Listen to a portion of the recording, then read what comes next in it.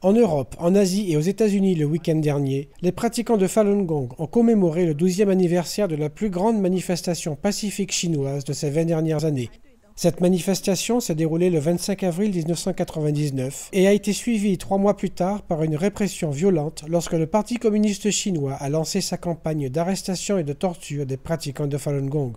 Samedi dernier, des pratiquants comme Su Yan à Bruxelles ont profité de cet anniversaire pour appeler à mettre fin à la persécution toujours en cours.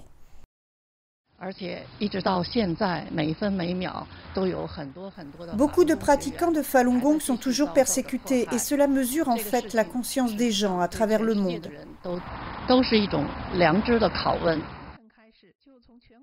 Le 25 avril 1999, plus de 10 000 pratiquants de Falun Gong s'étaient rassemblés aux abords du siège de la direction du Parti communiste à Pékin. Quelques jours auparavant, la police avait arrêté, dans la ville voisine de Tianjin, des dizaines de pratiquants. Ils avaient dénoncé des articles de médias d'État diffamant la pratique spirituelle. Lorsque d'autres pratiquants ont appelé à leur libération, les autorités locales leur ont dit de s'adresser à Pékin, ce qu'ils ont fait.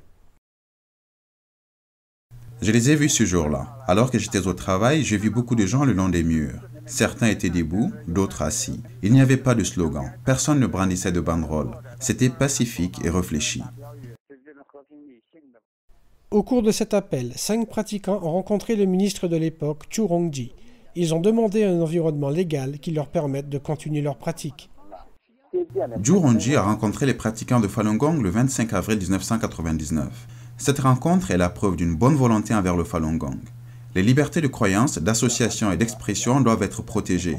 La rencontre de Zhu avec les pratiquants de Falun Gong démontre qu'ils n'ont violé ni aucune loi, ni la Constitution. L'appel du 25 avril s'est terminé pacifiquement après que Zhu semble être parvenu à une résolution avec les pratiquants de Falun Gong. Mais le dirigeant du Parti communiste de l'époque, Jiang Zemin, a déclaré la guerre contre la pratique spirituelle. Quelques mois plus tard, le régime communiste lançait une vaste persécution qui sévit toujours aujourd'hui.